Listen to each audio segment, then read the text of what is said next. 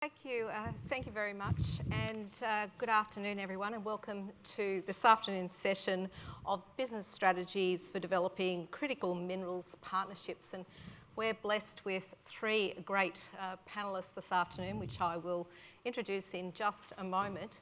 But first I would like to acknowledge the traditional owners on whose lands we meet today, the Whadjuk people of the Noongar Nation, and pay my respects to past, present and emerging Indigenous peoples. This afternoon we're going to hear from each of the panellists, and then we're going to have a discussion about some of the issues that are facing our panellists in their industries. So I'd like to introduce our first panellist this afternoon, Ken Brinsden, who is a mining engineer with 25 years experience in surface and underground mining operations.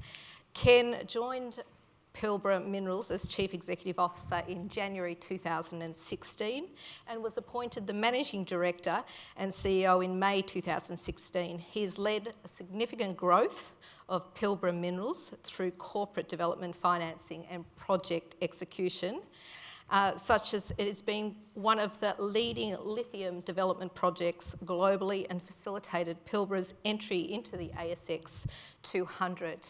Now, an interesting fact about Ken, I asked them all about an interesting fact. Ken is a Tour de France fanatic, and he is a keen member of the mammal community. Please welcome Ken. Thanks, Tania. Thank you, Tania, and fortunately none of you are exposed to that today, but you might catch me at the coffee shop down at Scarborough or something like that. It really is a pleasure to be here. Thank you, Tania. Thank you, Gordon. It's nice to be able to present on behalf of Pilbara Minerals and contribute to the conversation. I feel that Pilbara Minerals and the development of our Pilbara project is at least in part almost a case study of the sort of recent developments in projects around critical minerals, and I'd like to introduce a few of those concepts to you as opening remarks to the conversation this afternoon. So we've developed our Pilbara lithium tantalum project from our first drill hole in November 2014 to first exports from Port Hedland. The first concentrate ship left Port Hedland Harbour in October 2018. And I guess the first thing I would highlight is, at least I feel in part, that is a pretty remarkable story. There's really not that many places around the world where you can have exploration success and then see a semi-bulk mineral depart a vessel less than 4 years later. It's testament to the tailwind that existed in lithium markets, but perhaps more important than that, it just goes to show how valuable the Pilbara region in Western Australia is, and the support of the West Australian government to see important projects developed in reasonable timeframes. So I think a massive tick in the box for the jurisdiction, incredible support for an important new project, and full credit to everyone that was involved in making that happen. There's been a few successes, but I'd argue equally a few challenges that I suspect are also worth sharing. So the first of those relates to the way, in our case, of course, principally a lithium raw materials project is financed. And my feedback there is it is incredibly difficult.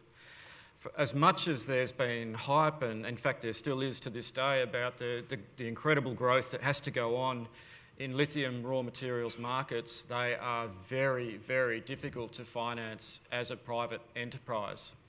I somewhat naively thought with this massive tailwind in markets, of course the banks would be up for the development of a new, a big new important lithium raw materials project. Well, I can assure you it didn't take long to work out that I was going to be disappointed. The banks are just not up for such a greenfields enterprise, and I'd argue to this day that is still the case. So it requires companies like ours to be potentially a bit more entrepreneurial and to look to alternate markets to finance a project like ours, and that's in essence exactly what we did. One of the first ASX listed stocks to participate in the Nordic bond market. I'm sure not many of you have heard of the Nordic bond market, a market that, well, historically has really grown off the back of the oil and gas industry, but given their domicile, Europe, well, especially Norway, very much switched on to the future of energy distribution, renewables, battery storage, and of course electrification of the transport industry. So they became a key supporter to the financing of our project. Now, as much as that was successful, it's also true it was very, very expensive. Credit card type interest rates. But what worked for us, and again, a really valuable case study, was the support of Australia's Clean Energy Finance Corporation in the development of that bond. The bond was $100 million to backfill the construction of our Stage 1 project. Clean Energy Finance Corporation's participation was $15 million. Not really a huge amount of money. But nonetheless, the difference between the bond being established and not being established. So full credit to the Clean Energy Finance Corporation for that entrepreneurial bent to participate in the bond and assist as a cornerstone in the development of our project. I think a really useful example for the sorts of things that can be done to help these critical minerals projects get off the ground. In the end, what's happened? Big resource, big new mine development, important customers, both within China and also in South Korea via our relationship with POSCO. They're attracted to a project like ours because of the scale, the quality in the resource, and ultimately our ability to get to market for a long-standing and important project. So happy to share a few more bits and pieces over time. Tania, thank you. Great, Ken, and we'll explore some of those things when we get into a conversation. Our next panellist this afternoon, I'd like to introduce Mark Tory, who is the Chief Operating Officer of Northern Minerals. Mark has been the CFO of Northern Minerals for the last 7 years. He's been involved in the innovative financing of the Browns Range project. And prior to Northern, Mark held the position of Managing Director at Crescent Gold Limited and various senior positions at Anglo American Base Metals Exploration and Homestake Gold, which is now Barrick Gold. An interesting fact about Mark, in his junior days, this is pretty cool, he played a lot of tennis, and his claim to fame was beating Todd Woodbridge and Jason Stoltenberg in doubles in the National Championships in 1985. Please welcome Mark. Well done, Mark. Thanks, Tania. Thank you. It was a long time ago, so please, I don't want anyone challenging me today. I haven't picked up a racket for a long time. So the Northern story is a very interesting one. As Tania said, I've been there 7 years, and that's the amount of time I've been in the rare earth industry. And, I'm just constantly learning, and we're constantly learning. We just don't know everything about the rare earth industry. It is complex. We try and simplify it for the investment community, but there's at least 15 elements that come along with rare earths, and each of those elements have their own downstream processing and their own end uses. So we try and simplify it and just keep it down to dysprosium, which is used in the magnetic industry. But the reality is you can have for example, erbium. I know Christopher Eccleston from Hallgarten, which came out very recently, and had put a paper out in relation to erbium, which discusses its importance in the fibres that go into the 5G technology. So with laying that out, so there's a lot of uses for rare earths, and I think the other part of it is we don't even know what some of the uses are going to be in the future. I mean, this is only a very young industry, and I think there's many, many uses we don't know that rare earths are going to have in the future. I've got to get rid of about 2 minutes of my speech because Amanda did it all in relation to downstream processing in China. But China has done a great job in attracting the downstream industry for rare earths. I've seen it firsthand. I've been to Baotao in Inner Mongolia, and they've got a technology park there where they have everything from the separation right through to, we've seen it in polishing factories, some of the rare earths going there. We've seen the rare earths going into the metals, going into the alloys, being put into a 1 tonne magnet, and then shipping to the next factory, which they put into an MRI machine, which then they put a badge on it that says General Electric and ship it back to the US. It's just amazing in relation to what they've been able to do in the downstream processing, and that needs to be disassembled and brought back into the Western world.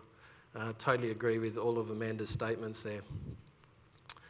Look, we've heard lots of speakers today talk about how critical the minerals are and how it's an urgent matter in relation to trying to fix the problems. We've been in discussions with obviously both the state, federal governments here in Australia as well as the US government, and we're hearing all the right things being said, but unfortunately there's just no action being taken. We can't see anything flowing on from any of those discussions. I can say we've led the horse to water, but they're just not drinking. We've given them many options in relation to some solutions, and at the end of the day, earlier on this year, we had some severe cash flow issues, and if it wasn't for the Chinese investment we were able to get at the beginning of the year, I certainly wouldn't be sitting here today. We've got to get action behind all of the words that are being said by both governments and in the US and Australia. A little bit about Northern, for those of you that don't know anything about Northern Minerals. We're up in the Kimberleys. It's a heavy rare earth mine. 85% of our revenue at this stage will come from the magnetic industry, so mainly from dysprosium and terbium. The rest of it will go into the medical industry. We've been going up there for 10 years now. It was a greenfields discovery, and we've valued partnerships up there from day dot. Got Robin Wilson's in the room, our exploration manager. He made sure that the first time he was on the ground, he built the relationships with the Indigenous community there to enable us to have access to the ground, and that's continued in relation to our ability to do a native title agreement and make sure we're looking after the Indigenous community. We've built a $70 million pilot plant up on site, and that's not an immaterial investment, but we had to do that to demonstrate to the market that we could have a product that's saleable and is ready for the market. We value our partnerships with the Indigenous community, local government, state and federal government, and we'll continue to foster all of those. Great, So thank you very much, Mark, and look forward to hearing a little bit more about partnerships and some things you'd like to hear from government a little bit later. Our next speaker this afternoon is Michael Tamlin, who is also a Chief Operating Officer of Neometals. He has nearly 25 years' experience in the lithium industry. Michael has been developing working supply relationships with Chinese lithium conversion counterparties since the mid-1990s, well before it became fashionable this decade. Those years were a completely different context to today. The lithium-ion battery industry was in its very early years. Prices were a fraction of today's prices, and there were only a few converters making a few thousand tonnes a year. The Chinese converters were very weakly financed, to say the least. The early supply agreements were tolling agreements in which spodumene was paid for by the supply of lithium carbonate and was sold into international markets. Now, Mike didn't want me to put forward an interesting fact. He thought you were far too sophisticated for that. But I'd like to let you know that we have another budding sportsman. When Mike was younger, he aspired to playing Test cricket, and there were moments in the English Ashes matches that, Mike, that I think that we needed that sort of aspiration. So please welcome Mike. Thank you, Tania. And I haven't strapped on the pads, so I've had to stick to my main game, which is in the lithium industry. And I'm very pleased to say that the days of the 1990s are well behind us, where the lithium industry has now grown, probably still not to critical mass, but it is now a more significant industry in the world. And the players in the industry have certainly grown enough financial strength to where bartering and the trust associated with bartering through tolling agreements has disappeared. I'd like to talk a little bit about Neometals first and put into context some of the activities I'll describe later and some of our activities in the lithium industry. Neometals is listed on the ASX. It has been listed for nearly 20 years now. It's been through a few iterations in the company, but the most recent history has been dominated by the lithium-ion battery supply chain and about creating a sustainable and closed-loop supply to that supply chain. Our principal activities now are in lithium hydroxide production development and in lithium-ion battery recycling. We've got about 20 people spread between our West Perth head office and an R&D facility in Montreal. We are very much a collaborative company. Being a small company, we need to find partners. So partnership has been the foundation of what we've done and the foundation of our success.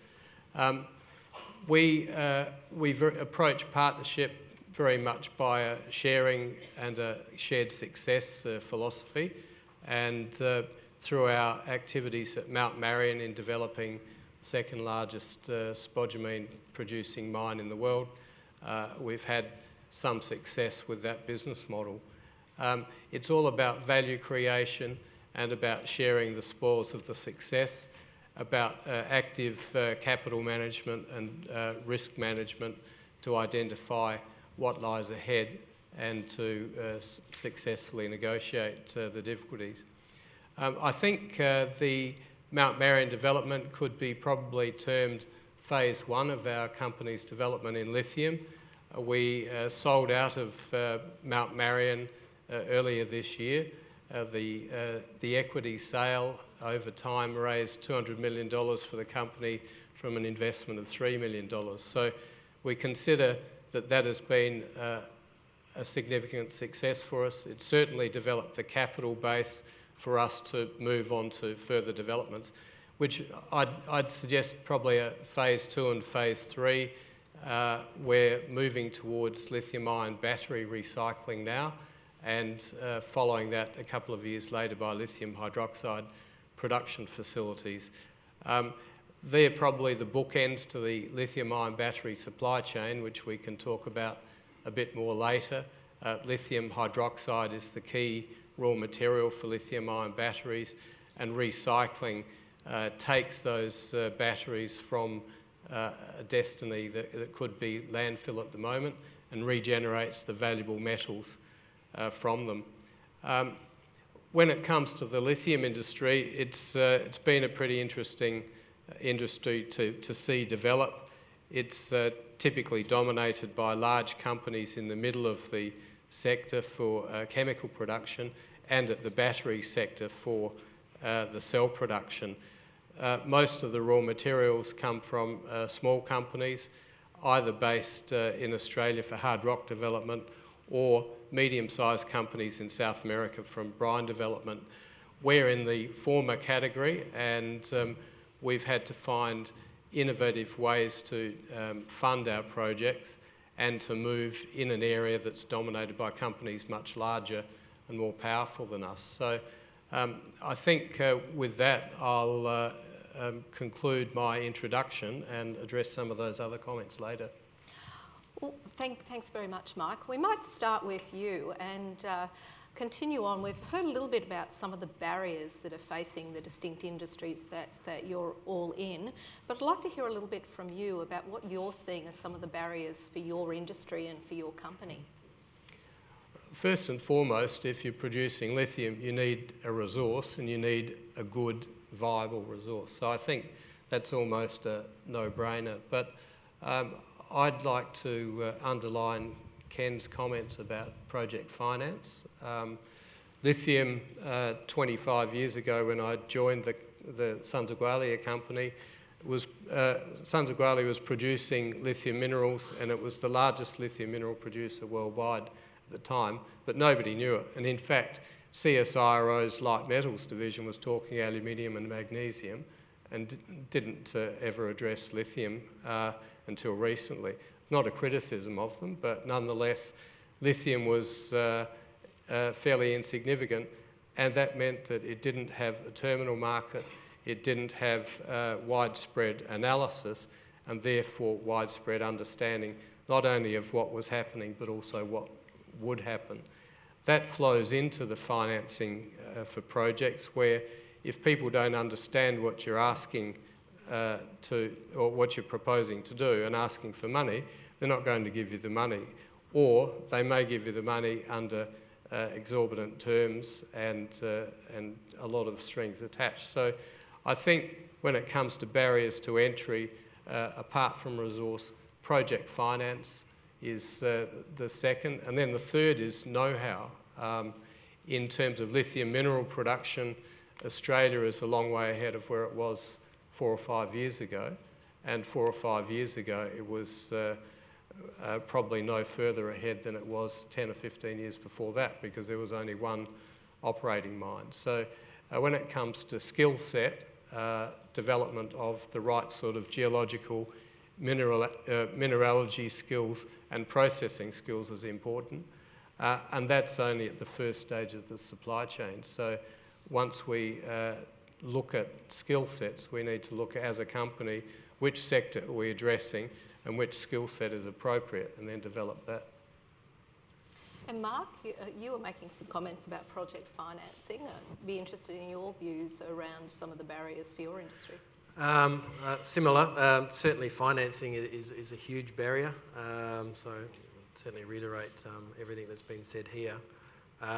You know, we've spent over $230 million on the project up at Browns Range, and that's without, you know, earning $1 of revenue back in again. So, you know, it has to be innovatively financed, otherwise, you know, we wouldn't be where we are today. You know, rare earths is a costly business. You know, it's going to take money to actually work out the right processes to get the mineralisation out of the rock. That's the issue that the rare earth industry finds, and it's not going to be done with $5 or $10 million. You know, it takes a lot of money to get to where we are. You know, Linus obviously spent well over $1 billion. You know, we've spent over 230 million, and we've got a pilot plant there. So, you know, as you know, and most people know here, most of our funding has come out of China, and it's been mainly equity or quasi-equity. You know, we had some financing around the R&D, but now we're having issues with the R&D, so we can't use the R&D as a financing mechanism. So yeah, it has been difficult, and it's going to continue to be difficult, and it's something that we continue to look at innovative ways of trying to address that. You know, and we're also, as a barrier, you know, we're competing with a Chinese industry, and the heavy rare earth industry in southern China, that is mining in a very unenvironmentally friendly way, in situ leach. But they're losing 30% of the chemicals they're putting in the ground in the environment. So, you know, we just can't compete with that sort of thing. And Ken, did you want to add anything there from your point of view? Oh, just really that China's been a first mover with investment all the way through the supply chain, from the resource in the ground right through to what's now high quality end product, in whatever form that takes, you know, electric cars, renewables, energy storage. They are somewhat perversely they are, at least in part, what's opened up the West Australian supply base. I think quite deliberately, because the massive endowment in the ground in Western Australia is ideally suited to lithium hydroxide, which in turn's favoured for the future of the lithium-ion battery platform being the high nickel cathode materials. So I'd give them full credit for being, on the ball and active in the space early. So what does that mean? Well, I think the reality is already dawning on the rest of the world that a lot of their sourcing is going to be going via China until there is more investment elsewhere in alternate supply chains. So I would imagine that will happen over time, but in the medium term, no choice. Really, China's the only game in town. So it's a nice segue into what are you seeing the geopolitics between China, who has a concentrated market share in a lot of the critical minerals, and the rest of the world playing out for your industries? Well, it's crucial to the success of actually West Australia's industry that there is investment, flowing into the sector. And as I said, China's been a big mover in that regard. So full credit to them for being very, very active in the space. I feel like the rest of the world, well, firstly, they have a lot of catching up to do, but I can start to see the moves afoot. And we're happy to be part of that. We're actively engaged with POSCO in South Korea for the development of the alternate supply chain that takes us into the spodumene into the South Korean market. And we're looking forward to continuing to grow that relationship. So there's definitely moves afoot to establish alternate lines of supply. But my sort of overarching comment would be, in the medium term, really, for any volume, people are going to be sourcing from China, and in fact that's what's already happening. And Mark, how do you see the China situation? It's the same thing for us. I mean, in relation to the separation of rare earths, all the separation plants are in China for heavy rare earths. There's a couple outside of China, one in France at La Rochelle, one in Japan, but that's sort of owned by one of the entities there. So really for us, our product to get separated currently today, it has to go through China. Obviously we're investigating a number of different separation technologies, but again, like Ken, that's going to take time. It's not going to be done tomorrow. These things take money, take time, and you've got to get both.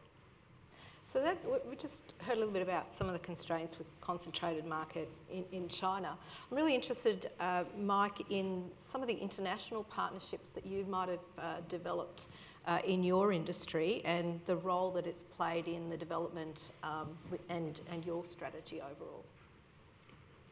When we talk about project development, we need to have a resource, we need to have a way of developing the product, and we need somebody to buy it. So for us with Mount Marion, we had an Australian partner, Mineral Resources Limited, as our contract processor of the minerals, and Ganfeng Lithium, which at that stage was either the first or second largest of the Chinese converters, as our offtake partner.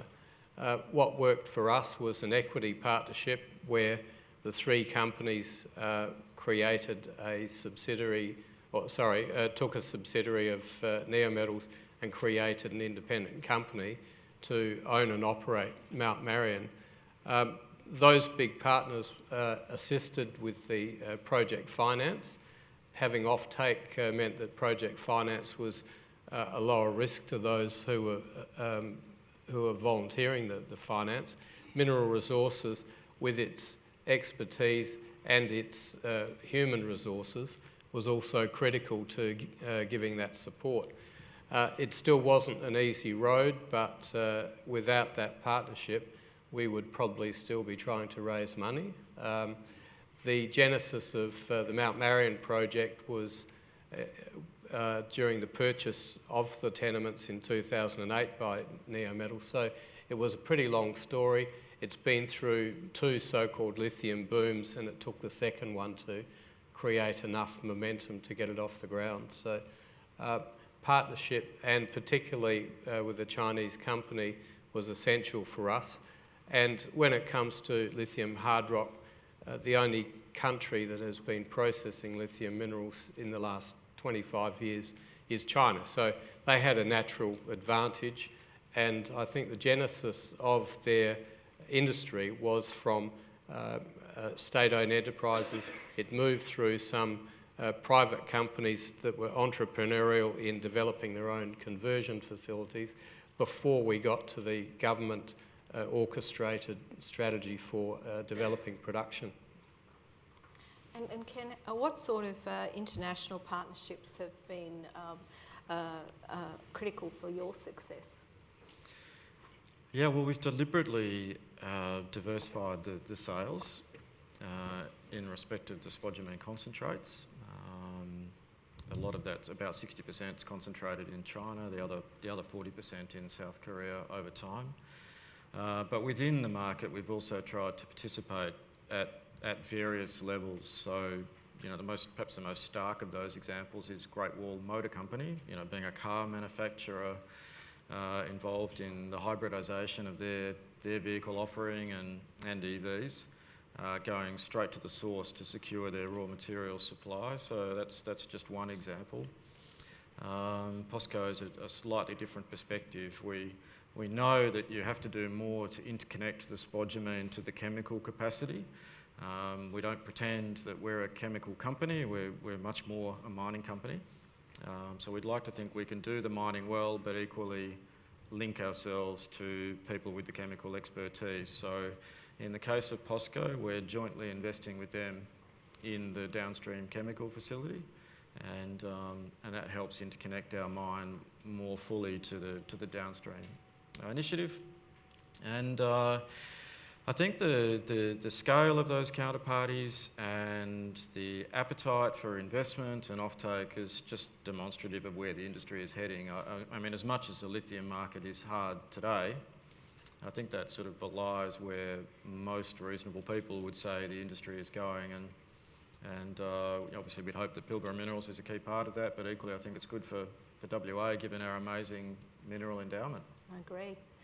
And Mark, right at the beginning you were talking about government being so integral to your business. I'm really interested in how you see the industry partnering with government. What are you looking for from government? And a number of my ex-government colleagues are here working on strategies as we speak, so I'm sure they're really interested in hearing from you. Oh, we'd love our R&D rebate. That would really help things. Bruce, an R&D rebate. Thank you. I say that tongue-in-cheek because, you know, got to bring it up every time we go somewhere so everyone knows about it. Look, I think it's very difficult in the Western world with the Australian government and the US government to foster and to team up with government because they're just not geared up to do it. You know, there's been a number of initiatives done, and we talk about NAIF, we talk about Clean Energy Fund, which has been great for Ken. You know, it just needs to open up a little bit more. And when we're talking about NAIF, I mean, we've got to talk about what their mandate is. And if you can open up their mandate and potentially even go backwards in time, for example, and be able to fund someone like a Northern Minerals who's actually spent the money, rather than be looking for some new, new infrastructure, etc. Might help in the development of the company itself and the industry. Okay, so there's, I think, fertile ground to, explore what government can do to help the industries as a whole. We've almost run out of time this afternoon, but I'd like to ask each of you, what is your top ask from partnerships at either a domestic level or at an international level for your company? What will be critical to your success? What's the number one thing that you need for your going forward for your business to be successful in terms of partnerships? Ken, I'll start with you. Yeah, thanks, Tania. That snapshot in time where the Clean Energy Finance Corporation demonstrated a really entrepreneurial bent to facilitate the cornerstone in our investments, I think is a really good example of the sorts of tools that can be deployed by government and government entities to really change the game. And I kid you not, that was the difference between there being a mine at Pilbara versus there not being a mine. If there was ever one moment in time, that was it. Now, the byproduct of that investment is it's turned out to be incredibly successful for the Clean Energy Finance Corporation. I would suggest they've made decent money out of that investment. And I'm sure there is plenty more examples like that that could be deployed. So it's a loans facility and Clean Energy Finance Corporation. But it requires that entrepreneurial bent to make it happen. Excellent. Mark? I think we've probably got three-prong. One is if we could find a financing partner that could take us forward to take out the financing risk. Second, we're obviously looking at separation and going one further stage downstream. So we've partnered up with a company in the US, K-Tech, who's doing some ion exchange technology. We're looking at many other different technologies with separation, so we're going to have a look at 3 or 4 just to see what we can do, because we think separating is the way we need to go. We've got to utilise all of the experts in the field. And we've got, and the other one we've got is obviously ThyssenKrupp, our offtake partner, which we signed mid-year, which is important to us moving forward, both potentially funding as well as obviously our offtake. Great. And Mike, last say from you. What we need from our partners are people with shared objectives and shared values, because without those characteristics and trust, we don't get anywhere in partnerships. We also value the R&D rebate from the federal government, because cost competitiveness is essential in our area, and innovation in processing techniques to reduce cost of production is the way we get there. So certainly partners that have aligned interests and complementary skill sets to fill in the project development skills and the funding assistance to help us get to that competitive position. Fantastic. Well, we'll hear from the Secretary of the Department that has responsibility for the R&D tax rebate a little bit later on. That was fantastic insights from all of you this afternoon. Ladies and gentlemen, would you please thank the panellists for their valuable insights. Ken, Mark and Mike, thank you all very much.